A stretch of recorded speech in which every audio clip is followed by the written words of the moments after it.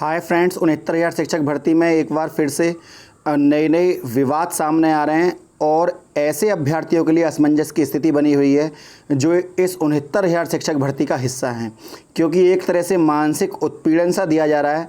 कभी डेट लग जाती है, कभी कुछ, और इसी बीच में कुछ नेताओं के भी भाषण आ रहे हैं। वो पहले 1.5 वर्ष से भर्ती फंसी हुई थी, तब तो बीच में इस कोई बात उन्होंने नहीं बोली, लेकिन अब क्योंकि उनको लगता है कि मुद्दा बनाया जा सकता है, तो उसको मुद्दा बनाने का पूरा प्रयास किया जा रहा है, राजनीतिकरण किया जा रहा है मुद्दों का, और ये चीज़ें बहुत ही गलत हैं। उनको ये पता होना चाहिए, कुछ असामाजिक तत्व भी हैं। मैं उनको असामाजिक तत्व इसलिए कहना चाहूँगा कि एक बच्चा बहुत समय से अपना रिजल्ट आने का इंतज़ार कर रहा है, अपना नियुक्ति पत्र मिलने का इंतज़ार कर रहा है, और वो सोशल मीडिया के प्लेटफॉर्म पर जगह जगह जाकर कह रहे हैं भर्ती रद्द हो रद्द हो। उनको ये नहीं पता है कि कितनी मेहनत से बच्चे ने बीएड, टेट और सब विषम परिस्थितियों में बच्चा यहाँ तक पहुँचा है, और उसके बाद यदि ये भर्ती रद्द हो जाती है तो उस बच्चे पर क्या गुजरेगी। तो ये चीज़ें गलत हैं। बच्चा प्रयास करता है, मेहनत करता है। आप ये माना, ये सच है कि चीज़ें कुछ बिगड़ी हुई हैं, तो उन चीज़ों को बिगाड़ने के अलावा उनको सुधारा जा सकता है। ये नहीं है कि पूरी प्रक्रिया ही निरस्त कर दी जाए। चीज़ें बिगड़ती भी हैं, हर बार ऐसा होता है। कई बार ऐसा होता है कि यूपी पीसीएस में 1-2 क्वेश्चन गलत हो जाते हैं। कई बार ऐसा भी होता है कि सीटेट में 1 नंबर कॉमन मिल जाता है। बड़े बड़े बोर्ड, बड़ी बड़ी परीक्षाओं में छोटी मोटी गलतियाँ हो जाती हैं। इसका अर्थ ये तो नहीं कि सारे अभ्यर्थियों की परीक्षा को निरस्त कर दिया जाए। तो ये चीज़ें गलत हैं। सबसे पहले हम बात करते हैं कि अभी जो सोशल मीडिया पर चीज़ें चल रहे हैं उनको देख लेते हैं, उसके बाद बात करते हैं इसके बारे में। यहाँ पर जो बेसिक शिक्षा मंत्री हैं सतीश द्विवेदी, आज वो प्रेस वार्ता करेंगे। सबसे इम्पोर्टेंट बात तो ये है, और 69,000 शिक्षक भर्ती के मामले में प्रेस वार्ता होनी है। शिक्षिका अनामिका शुक्ला के मुद्दे पर प्रेस वार्ता है। कल 2 बजे लोक भवन मीडिया सेंटर पर प्रेस कॉन्फ्रेंस होगी। और इसके अलावा ये तो पकड़ी ही गई है अनामिका शुक्ला, और इसके अलावा जांच बैठा दी गई है। सभी एक तरह से डॉक्यूमेंट वेरिफिकेशन का कार्य चल रहा है सभी शिक्षकों का, और जो भी फर्जी पाया गया तो उसके खिलाफ सख्त कार्रवाई की जाएगी। और ऐसा भी हो सकता है कि 69,000 शिक्षक भर्ती से, क्योंकि जुड़ा हुआ मामला है ये, इसमें ऐसा भी हो सकता है कि सरकार कोई नई घोषणा कर दे, या कम से कम सरकार को कोई भी वक्तव्य पेश करने से पहले ये बात तो हमारे बारे में सोचना चाहिए। जो हमारे भाई इस 69,000 शिक्षक भर्ती का हिस्सा बने हुए हैं, उनके बारे में सोचकर ही कुछ ऐसी बात कहनी चाहिए। कुछ ऐसी बात ना बोल दी जाए प्रेस कॉन्फ्रेंस में जिससे बच्चा पहले से ही उत्पीड़न झेल रहा है और ज़्यादा उसे ऐसे महसूस ना हो कि मैं टॉर्चर हो रहा है मेरा। तो ये चीज़ें गलत हैं। लेकिन हाँ, ऐसा भी हो सकता है, क्योंकि माननीय हमारे बेसिक शिक्षा मंत्री जी पहले भी कह चुके थे कि हमारे पास पदों की कमी नहीं है। यदि अभ्यर्थी और अंदर आते हैं तो हम संख्या को बढ़ा सकते हैं। तो उनसे हमेशा पॉजिटिविटी की उम्मीद रहती है, और वो भर्ती को पूरा करने का प्रयास कर रहे हैं। आगे भी उनसे इसी तरह की उम्मीद की जा रही है। लेकिन कई बार ऐसा होता है कि दबाव में आकर कोई ना कोई व्यक्ति कोई ना कोई बात बोल देता है मीडिया में आकर। धरातल पर उसका क्या आधार होता है वो तो एक बच्चा ही जानता है। इसके अलावा जो और चीज़ें सामने आ रही हैं, कांग्रेस महासचिव जो प्रियंका वाड्रा है, उन्होंने यूपी प्रभारी प्रियंका गांधी ने शिक्षक भर्ती में जिस तरह से गड़बड़ियों के मामले सामने आए हैं वो चौंकाने वाले हैं। ये प्रियंका गांधी जी बोल रही हैं, और पहले 1.5 साल से सब चुप थे, अब धीरे धीरे करके सब मुंह खोलने लगे हैं। ये गड़बड़ियां पूरी व्यवस्था पर ही प्रश्न चिन्ह है उत्तर प्रदेश के। लेकिन ये अच्छी बात भी है। ये अच्छी बात हम इसको इसलिए कहेंगे क्योंकि यदि कोई बाहर से नेता आकर इस बात पर बोलेगा तो सबसे अच्छी बात यहाँ पर ये होती है कि उसकी जांच पर पूरा ध्यान रखा जाता है, क्योंकि सरकार को ये पता होती है कि हमारे कार्यशैली पर दूसरों की निगाह लगी हुई है, और ऐसी स्थिति में न्याय होने का पूरा, क्योंकि वहाँ पर किसी भी गलत चीज़ को स्वीकार नहीं किया जाता। जब मीडिया में कोई मुद्दा उछल जाता है यहाँ, क्योंकि विपक्ष का काम ही ये है कि वो गुणवत्ता वाली चीज़ों को सामने लेकर आए। तो कुछ लोग हो सकता है इसको राजनीतिकरण कहें, लेकिन ये भी सत्य है कि वो भर्ती रद्द करने के लिए ना कहकर जांच के लिए बोला है। तो जांच के लिए बोलना कोई बुरी बात नहीं है, ये कहीं ना एक हद तक सही भी है। लेकिन ऐसे समय पर बोला जब इतने लगभग पिछले 15 वर्षों से जो शिक्षकों का बार बार भर्तियां अटक रही थी, तब भी तो आपको बोलना चाहिए था। कुछ मुद्दों पर आपको लगता है यहाँ बोलना चाहिए, वहाँ आप बोलते हैं। कुछ मुद्दों पर आपको नहीं लगता नहीं बोलना चाहिए, तो आप नहीं बोल रहे हैं। चुनाव आने से पहले आपको ये मुद्दे आपको लग रहे हैं गर्म है, इस समय इस पर हथौड़ा मार दो। तो मेरा मानना यह है कि विपक्ष को एक अपनी कार्यशैली में सही से प्रभावित ढंग से उसको लागू करना चाहिए, ताकि जो जनता है, जो उनको लगे कि हाँ हमारे मुद्दों को समय समय पर पार्टियां रखती हैं। लेकिन चुनाव से पहले का भाषण, उसको हम राजनीतिकरण कहेंगे, क्योंकि आपको पहले से पता होना चाहिए कि उत्तर प्रदेश पूरे भारत में सबसे बड़ा राज्य है और भाजपा ने बहुत सारे काम करे हैं। लेकिन एक रोजगार का मुद्दा ऐसा है जहां पर थोड़ा सा ढीलापन देखने के लिए मिला है। लेकिन लगातार 2 भर्तियां उत्तर प्रदेश में शिक्षकों की निकालना, ये अब क्योंकि योगी गवर्नमेंट है, तो ऐसी गवर्नमेंट के समय में 2 भर्तियां बड़ी बड़ी लगातार निकालना और उनको नियुक्ति पत्र देना, ये अपने आप में एक बहुत बड़ी बात होती है। तो इन्होंने भी ट्वीट किया है, उत्तर प्रदेश के युवाओं का भविष्य रौंदा जा रहा है। इसके साथ ही प्रियंका ने नोएडा में गर्भवती महिला पर हमले और एक शिक्षिका द्वारा 25 स्कूलों में वेतन लेने की घटना को लेकर सरकार पर हमला बोला है। उन्होंने रविवार को ट्वीट करके कहा कि कोरोना महामारी के दौरान सरकार को नॉन कोविड बीमारियों और अन्य स्वास्थ्य सुविधाओं को बहुत गंभीरता से लेना होगा। इसके बारे में बात करा इन्होंने, हमें तो 69,000 शिक्षक भर्ती की मामला पढ़ना है। कांग्रेस महासचिव ने शिक्षिका प्रकरण पर कहा कि यूपी की में एक शिक्षिका 13 महीने तक 25 स्कूलों में वेतन लेती रही, ना जाने और ऐसे कितने स्कूलों में इस तरह के फर्जीवाड़े से बच्चों की शिक्षा के साथ खिलवाड़ हो रहा होगा। और उन्होंने कहा कि एक तरफ तो यूपी में 69,000 से अधिक शिक्षकों की भर्ती रुकी हुई है, दूसरी तरफ इस तरह की धांधलियां बच्चों के भविष्य को बर्बाद ना कर दें। सरकार पारदर्शी और साफ व्यवस्था अपनाए, यह बच्चों के भविष्य का सवाल है। तो ये लाइन में कोई प्रॉब्लम नहीं है, ये लाइन उन्होंने सही कहा कि सरकार पारदर्शी और साफ व्यवस्था को अपनाए।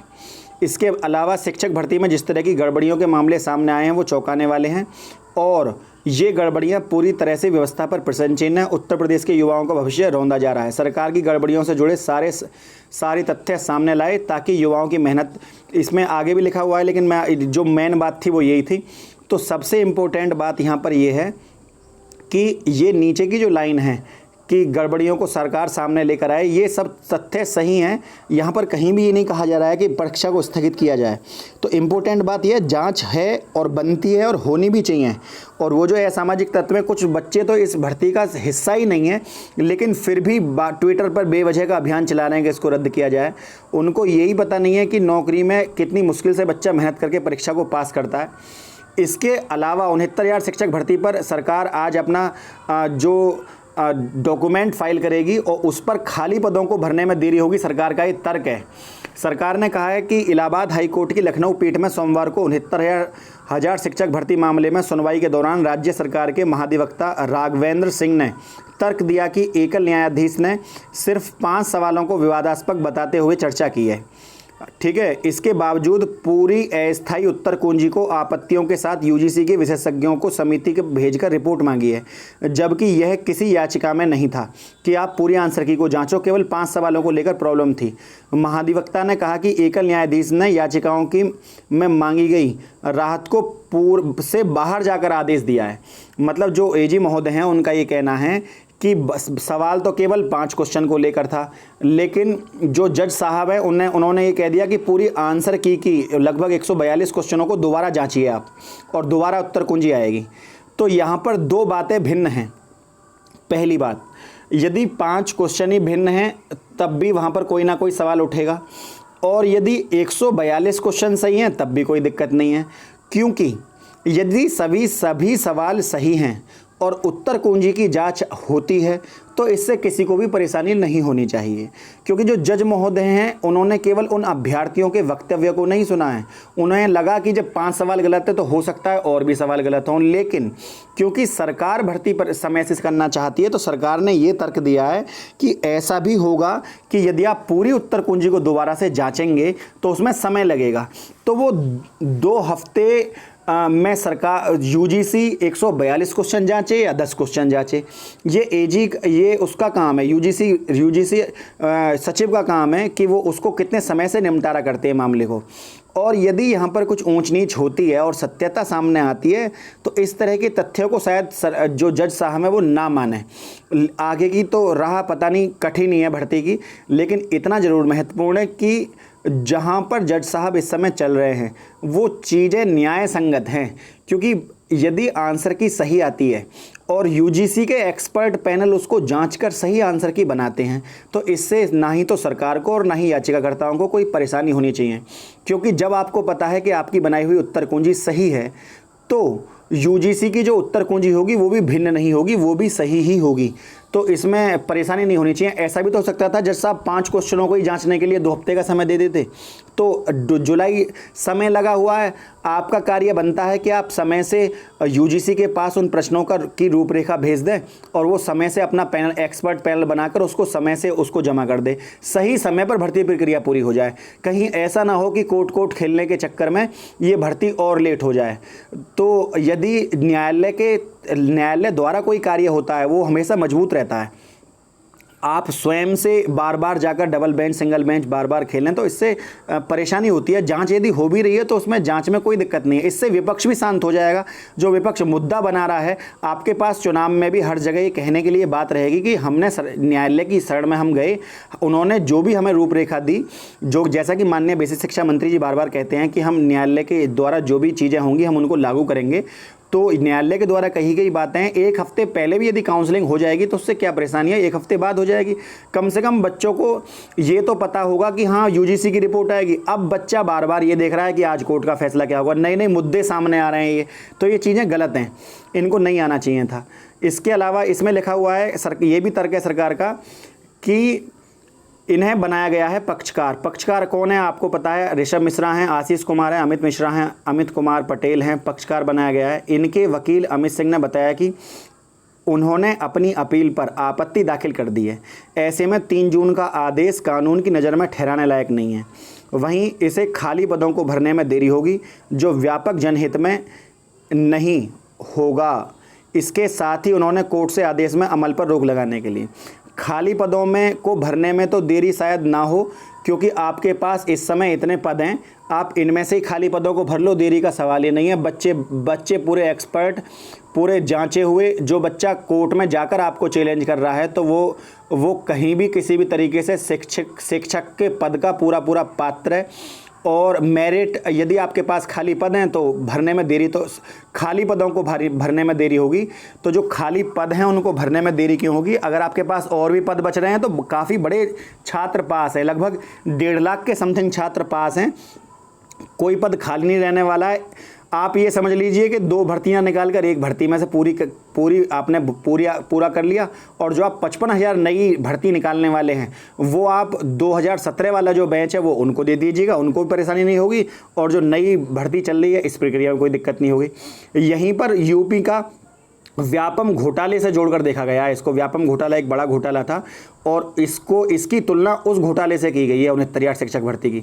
उत्तर प्रदेश कांग्रेस कमेटी में 69,000 शिक्षक भर्ती घोटाले को यूपी का व्यापम बताया है। कांग्रेस विधान परिषद दल के नेता दीपक सिंह ने बताया कि इसके पहले 68,500 शिक्षक भर्ती में भी गड़बड़ी हुई थी, तब कोर्ट ने फटकार लगाई थी। पक्षकारों में वकील में एलपी मिश्रा, जेविन माथुर, सीएस परिहार। ये तो आपको सब पता ही, क्योंकि हम डेली इन चीज़ों के ऊपर वीडियो बनाते हैं। शिक्षक भर्ती पर फैसला सुरक्षित कर लिया गया है, 10 तारीख को फैसला आना है, तो अब कल आपका फैसला आ जाएगा, कोई दिक्कत नहीं है। वैसे ज़्यादातर उम्मीद तो ज़्यादा लगभग हम अभी पहले, क्योंकि कोर्ट का निर्णय आने से पहले कोई चीज़ें कहनी गलत हैं, पर यहाँ पर इस बात के पूरे उम्मीद लग रही है कि भर्ती जांच के द्वारा ही आगे बढ़ेगी और यूजीसी की रिपोर्ट आने के बाद ही शायद आगे बढ़े। बाकी जो जैसा जज साहब सही उचित समझें। तो 69,000 शिक्षक भर्ती पर कई सारी चीज़ें सामने ऐसी आ रही हैं। तो फ्रेंड, कोई भी बच्चा ऐसा हो जो इस भर्ती का पात्र नहीं है और वो भर्ती पर स्टे लगाने की मांग कर रहा है और आपको लगता है कि ये असामाजिक तत्व है, तो ऐसे लोगों को अवॉइड करिए। और इन चीज़ों को आप समझ रहे होंगे मैं क्या कहना चाहता हूँ, कि ऐसे लोगों को इससे दूर रहिएगा आप, और इनके खिलाफ़ जो एक्शन आप ले सकते हो लीजिए, क्योंकि ये चीज़ें गलत हैं कि भर्ती प्रक्रिया को रोकने का प्रयास किया जा रहा है। भर्ती पूरी होनी चाहिए। बहुत जन सामान्य से जुड़े हुए लोग इस भर्ती से जुड़े हुए हैं। कुछ बच्चे बॉर्डर लाइन पे हैं, बॉर्डर लाइन पे बहुत सारे बच्चे इस समय टिके हुए हैं। बड़ी मुश्किल से भर्ती यहाँ तक आई है। बच्चे, मुझे लगता है कि बहुत सारे बच्चे तो यूट्यूब वीडियो देख देख कर ही यूट्यूबर बन गए हैं। उनको ये पता होती है वीडियो शुरू होने से पहले ही कि ये वीडियो कहाँ जाकर ख़त्म होगी। तो आप समझ जाइए कि बच्चा सोशल मीडिया से कितना जुड़ा हुआ है, मानसिक तौर पर वो इन मुद्दों से कितना जुड़ा हुआ है। तो कोई भी भर्ती प्रक्रिया को रद्द करने की बात ना करें, इस भर्ती को पूर्ण कराने का प्रयास करिएगा, चाहे वो जांच यूजीसी की रिपोर्ट आने के बाद हो, चाहे सरकार जीते, चाहे याचिका जीते, लेकिन भर्ती जरूर पूरी होनी चाहिए।